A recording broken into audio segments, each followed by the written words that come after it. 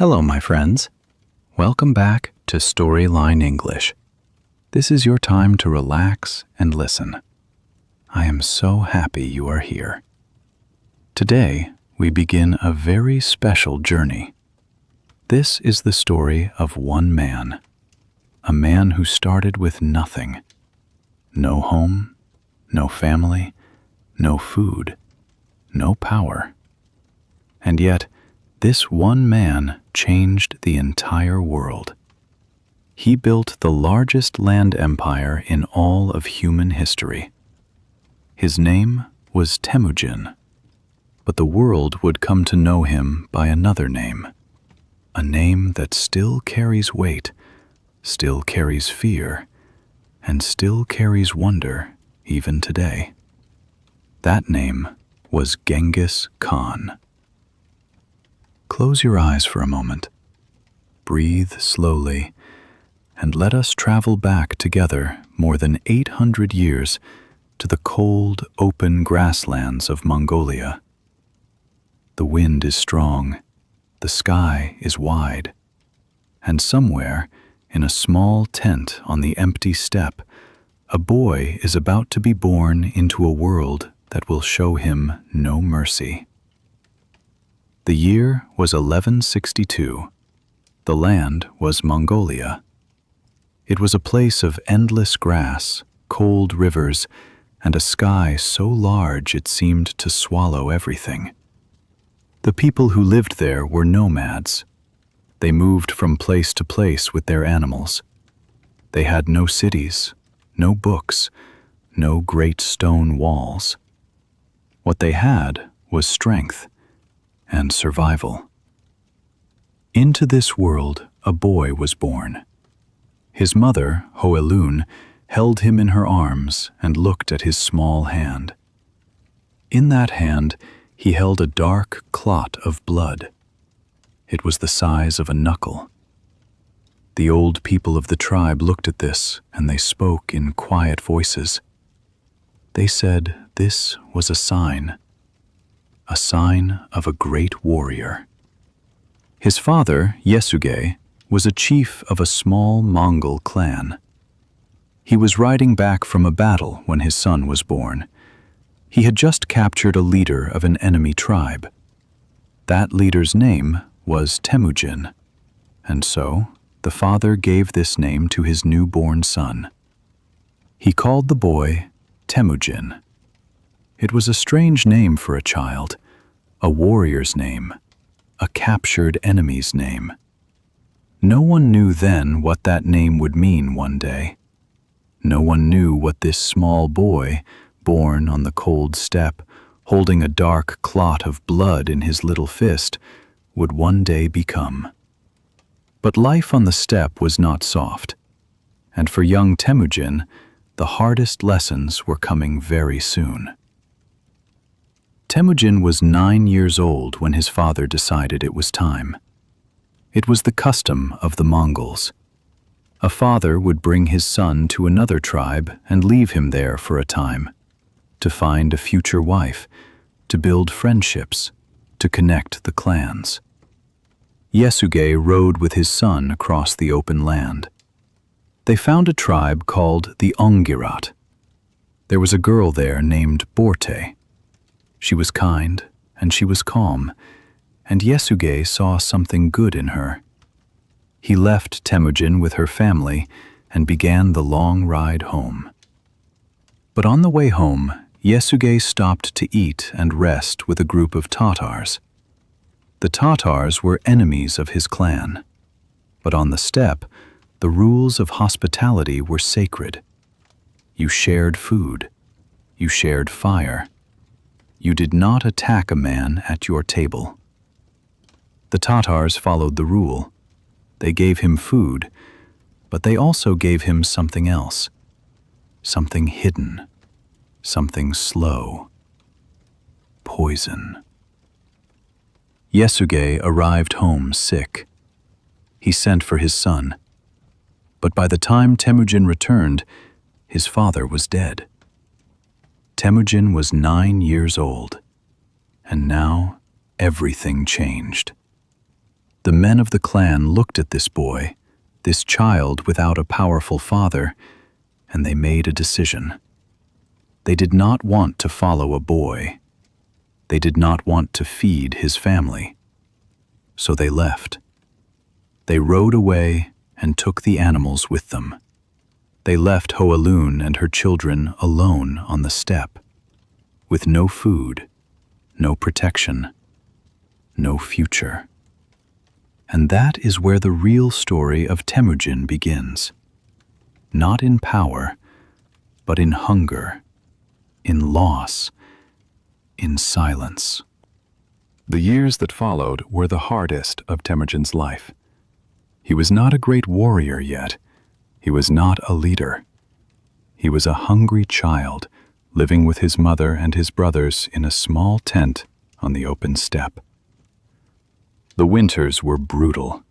The cold came like a wall. The wind cut through everything. Hoelun, his mother, was a strong woman. She taught her children how to find food in the wild. They dug for roots in the frozen earth. They caught small animals. They ate berries. They did whatever they had to do to stay alive. And Temujin watched. He learned. He understood something very important during these years. He understood that loyalty was everything, and that betrayal was the most dangerous thing in the world. Even in those early years, conflict was close. Temujin and his older half-brother argued over food, over a fish, over small things. But in the cold and the hunger, small things became big things. One day, Temujin and his brother Kasar killed their half-brother Begter. It was a dark act, a violent act. But Temujin was learning the hard lesson of the steppe. There was no room for division. There was no room for weakness. Survival required unity. Or it required the removal of those who threatened it. He was still a boy, but already something hard and clear was forming inside him, something that would one day look like power. And then came the moment that would test everything. Temujin was captured. The Taichute clan had once been connected to Temujin's family, but connection meant nothing now. They saw Temujin as a threat, a boy from a broken family who was growing too confident. And so they came for him. They captured him and put a wooden collar around his neck.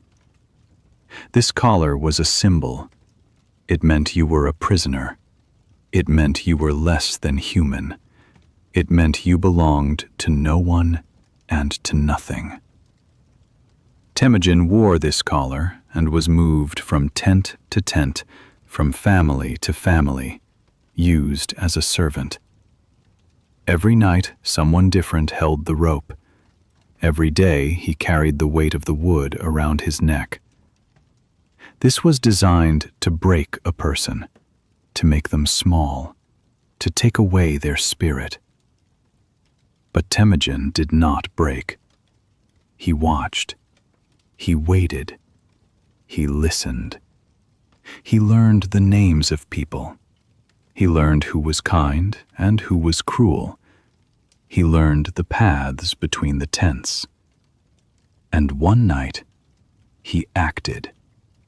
He knocked down the guard who was holding him and ran into the darkness. He hid in a river, lying low in the cold water, his collar still around his neck. A man named Sorkan Shira found him. This man knew the risk. He knew that hiding a prisoner was dangerous. But something about this young man made him help. He hid Temujin in his cart, under wool, and when the searchers came, he said nothing. Temujin escaped. Cold, alone, exhausted, but free. He walked back to his family, and he did not forget the kindness of Sorkan Shira. He also did not forget the men who had put the collar on him. When Temujin was older, he returned for Borte, the girl his father had chosen. She was still there, still waiting. They married, and for a short time, life was quiet. Borte brought warmth. She was calm and wise. She saw the man that Temujin was becoming. But the peace did not last. A tribe called the Merkits attacked their camp. They came fast in the night. Temujin escaped into the hills, but Borte was taken. She was given to a Merkit man as a prize. Temujin could have accepted this. Many men did. The steppe was violent. Women were taken. Life moved on. But Temujin did not accept it. He made a decision that would change everything. He asked for help. He went to two men. One was Togrul, a powerful leader, the Khan of the Kharate tribe, who had been a friend of his father. The other was a childhood friend named Jamuka. Together, they gathered a force of warriors. They rode into Merkit territory at night, fast and hard. They destroyed the camp, and Temujin found Borte and brought her home. This was not just a rescue. This was the beginning of something much larger. Temujin had shown that he could build alliances. He could inspire men to follow him. He could lead. And word began to spread across the steppe. There was a young man named Temujin, and he was someone worth watching. After the rescue of Borte, Temujin and Jamuka rode together. They called each other Anda. It is a Mongol word. It means a brother chosen by the heart, not by blood. They shared everything. They camped together. They fought together. They talked through the long nights under the open sky. For a time, it seemed like they could build the future together. But two strong men cannot share one vision for long. The steppe was not big enough for two leaders. Their followers began to separate. Some men followed Jamuka, some men followed Temujin, and slowly the distance between them grew. What had been friendship became rivalry. What had been rivalry became war. Jamuka was clever. He was a brilliant military mind, and he had more followers. He attacked Temujin. He won that battle. And he did something that shocked even the hardest warriors of the steppe. He boiled his prisoners alive in large pots. It was a message, a brutal message. It said, "I am not soft." But it also said something else. It said, "I rule through fear." Temujin heard this message clearly, and he understood the difference between them. Jamuka ruled through fear. Temujin wanted something else. He wanted loyalty. He began to do things differently. He shared the captured animals with his people. He promoted men based on skill, not only on the family they were born into. He listened. He remembered the people who had helped him in his darkest days, and he rewarded them. People noticed. More men came to follow him, and the day was coming when Temujin would face Jamuka one final time. The year 1206 was a turning point. A great gathering was called on the banks of the Onan River. All the Mongol tribes came together. This gathering was called a Kurultai. The chiefs sat together. The warriors stood in rows. The wind moved across the grass. And then, something happened that had never happened before in the history of these people.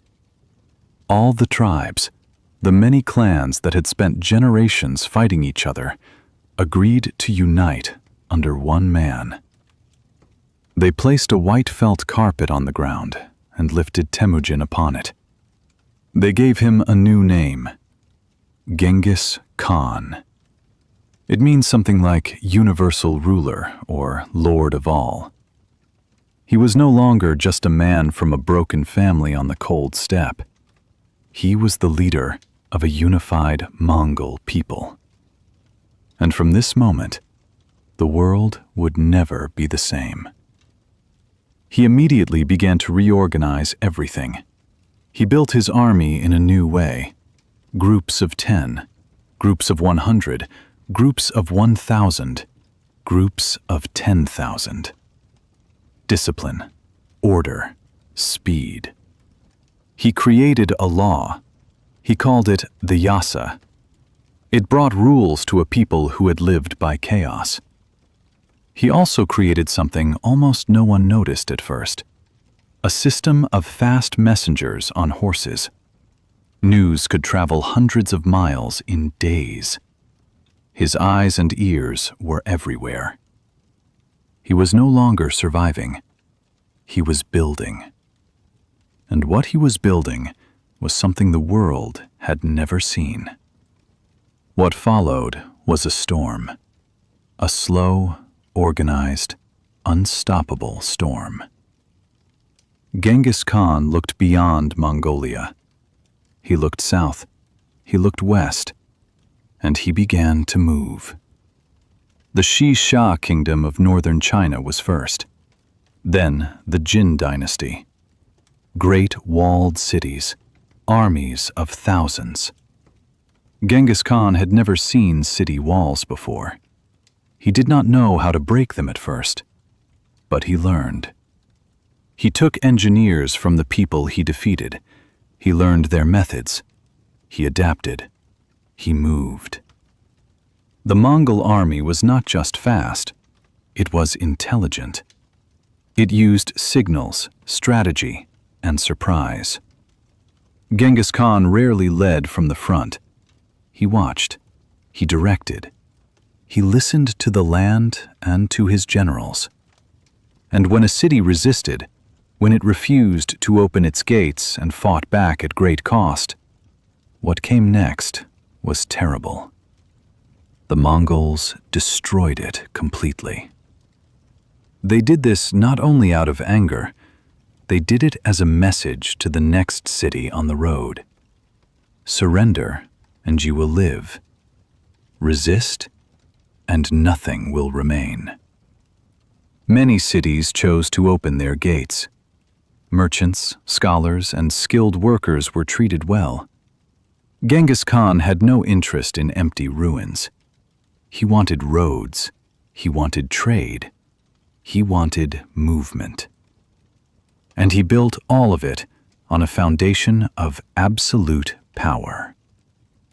The world was watching, and the world was afraid. There was a moment when Genghis Khan tried peace. He sent a caravan to the Khwarezmian Empire, a great Islamic empire that stretched across Persia and Central Asia. The caravan carried goods. It carried a message of trade. It carried his ambassadors. The Shah of Khwarezm looked at this caravan and made a decision. He killed the merchants. He sent the ambassadors back with their beards shaved, a deep insult in those times. Genghis Khan received this news. He sat in silence for a long time. Then he rode out alone to a mountain. He stayed there for 3 days. He asked the sky, the eternal blue sky that the Mongols believed held their God, for guidance. And then he came down, and he went to war. What followed was one of the greatest military campaigns in history. City after city fell. Samarkand, one of the most beautiful cities in the world, fell in days. Bukhara fell. Merv fell. Some of these cities had populations of hundreds of thousands of people. After the Mongols passed, almost nothing remained. The Shah of Khwarezm fled. He ran to an island in the Caspian Sea where he died alone, wrapped in borrowed clothes, with no power and no people. It was a complete and total destruction. And at the center of it was one man who had once been a hungry boy in a wooden collar. In 1227, Genghis Khan died. He was on campaign, still moving, still fighting. He was in his 60s, which was already an old age for a man who had lived such a life, but the exact cause of his death is unknown. Some say he fell from his horse. Some say he was sick. Some say a captured queen killed him in the night. No one knows for certain, and Genghis Khan wanted it that way. His burial instructions were clear. Bury me in secret. Leave no mark. Let no one find the place. His soldiers carried his body back to Mongolia, and anyone who saw the funeral procession, they say, was killed, so that no one could lead an enemy to the grave. His tomb has never been found. To this day, it remains one of history's great mysteries. But his empire did not die with him. His sons and grandsons carried it forward. The Mongol Empire eventually covered more land than any empire before or after it. From Korea to Hungary, from Siberia to the Persian Gulf. And along those roads that his army had cut through the world, something unexpected happened. Trade moved, ideas moved, cultures touched each other. Some historians say the Mongol roads helped connect the ancient world, that even in all the violence and destruction, something new was born. A world that was more connected than it had ever been before. Temujin, the boy who had nothing, had changed everything. And now, my friends, we come to the end of our story. But before we say goodbye, let us sit with this journey for one quiet moment. What is the lesson here? What can we carry with us from this story? Perhaps it is this. Temujin did not start with power. He started with nothing. He started with hunger and loss and a wooden collar around his neck. And yet, he listened. He watched. He learned. He adapted. He never stopped moving forward. He made terrible choices. He caused terrible suffering. History holds both of these things at once, the greatness and the darkness. And perhaps that is the truest kind of history, one that does not ask us to love or to hate, but simply to understand. And for you, as an English learner, this story carries one more lesson. You are on your own journey. It is not always easy. Some days the words are heavy. Some days the lesson feels too far away. But you are here. You are listening. You are learning. And that means you are moving forward. Every word you understand is a step on the road. Every story you finish is a small victory. So thank you for being here with me today. Thank you for walking this path with Storyline English. If this story meant something to you, if it helped you learn even one new word or one new idea, please leave a comment below. Tell me what you felt. Tell me what you learned. And if you would like to continue this journey, I will be here, waiting with another story, another adventure, another window into the world and into the English language. Until next time, my friends, rest well, listen well, and keep learning. My friends, if Temujin's journey resonated with you today, I'd love to invite you to go deeper. There is an incredible book called Genghis Khan and the Making of the Modern World. It's absolutely worth your time. It is powerful, deeply researched, and honestly, it will change the way you look at history. You can find it on Amazon, and I've placed the link in the description below. I really encourage you to grab a copy and read it slowly. I'm really glad we shared this journey today.